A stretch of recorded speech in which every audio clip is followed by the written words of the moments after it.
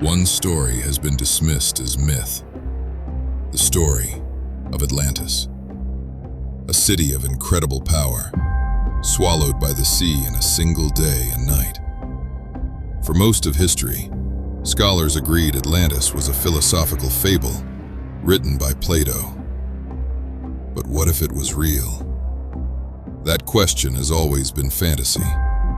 But now, a controversial claim from off the coast of Cádiz, Spain, is sparking a firestorm. An independent research group, Merlin Burrows, led by filmmaker Michael Donnellan, claims to have found the lost city. Using advanced sonar, they've mapped what they interpret as massive, submerged ruins that strikingly mirror Plato's description. The team is adamant, but the scientific community is deeply skeptical. So, what exactly has been found, and could it really be Atlantis? To understand the claim, you have to go back to Plato. Around 360 BC, he described an advanced naval power located beyond the Pillars of Heracles, the ancient name for the Strait of Gibraltar. He wrote of a capital built on concentric rings of land and water, with a grand temple at its heart. Then, there's the date. Plato says the city was destroyed by earthquakes and floods 9,000 years before his time. The math places the destruction of Atlantis at roughly 11,600 years ago, coinciding with massive climate change at the end of the last ice age. Plato gives another critical clue. He names a king of Atlantis as ruler of the territory near Gadeira, widely recognized as the ancient port of Gades, modern-day Cádiz, Spain. And for this reason, the waters of southern Spain have become a focus for modern-day Atlantis hunters. Before the latest underwater claims, the Spanish trail for Atlantis began in the Doñana National Park, a vast wetland north of Cádiz. In 2003, a German scientist, Werner Wickbold, noticed faint geometric patterns on satellite images that resembled huge concentric rings. This caught the attention of Dr. Richard Freund, who in 2011 led a team to investigate, theorizing these were memorial cities built by survivors of a tsunami that wiped out the original coastal city. However, Spanish scientists heavily criticized the findings, arguing the team was misinterpreting natural formations and later Roman or Moorish structures. The land-based search went cold. But is it even possible for an entire city to sink? The answer is yes. The proof lies in the waters off Greece, a city called Pavlopetri. Discovered in 1967, it's the oldest confirmed submerged city in the world, dating back over 5,000 years.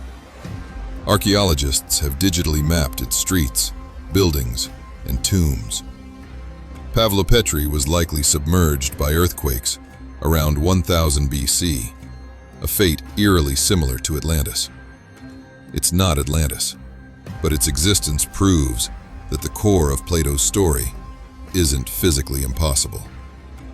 This brings us back to the coast of Spain and Michael Donnellan's research company, Merlin Burrows. For 8 years, his team has investigated the seabed off the coast of Cádiz, meticulously mapping the ocean floor with high-resolution sonar. What they announced was extraordinary.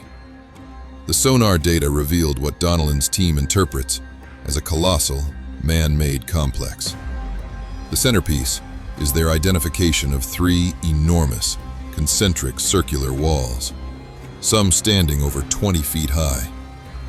Their scans, they report, tell a story of immense destruction. The outermost wall appears to have suffered massive damage, as if from a giant wave, while the inner walls were violently broken.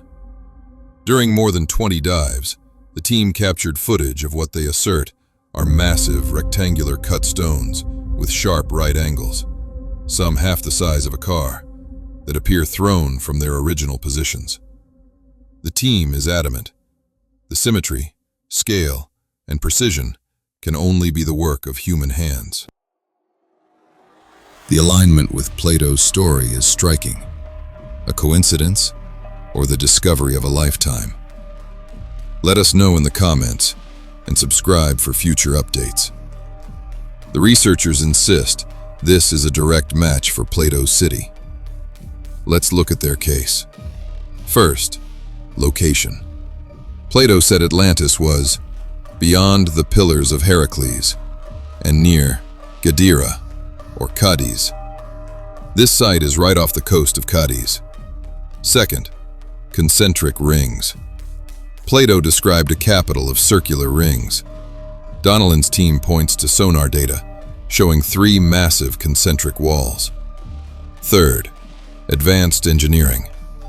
The team points to cut stones and carved canals as evidence of advanced construction, claiming it predates Roman or Greek work. Fourth, cataclysmic destruction. The team interprets the sonar data, showing displaced walls as evidence of a violent catastrophe, like a tsunami. Geologists confirm the Gulf of Cádiz is a seismically active region. And finally, the timeline. The team estimates the site's age to be between 10,000 and 12,000 years old, aligning with Plato's story. But this is a crucial point. This age is not based on published radiocarbon dating of artifacts. It's a hypothesis. Despite the confident claims, there is no scholarly consensus that Atlantis has been found. Michael Donnellan's findings were presented at an alternative history conference and have not been published in a peer-reviewed scientific journal, a vital step for any discovery to be accepted. The primary counter-argument from geologists is that nature can create formations that look artificial, especially in a tectonically active region. Spanish scientists have previously studied similar formations in the area and concluded there was no evidence of human action. And for a site to be confirmed as a city, archaeologists expect to find more than just large structures. They look for pottery, tools, and human remains. A detailed, peer-reviewed analysis of such artifacts has not been made public. So where does that leave us? On one hand, a team of passionate researchers with compelling sonar images they claim are a perfect match for Plato's story. On the other, a profound lack of peer-reviewed data and deep skepticism from the wider scientific community.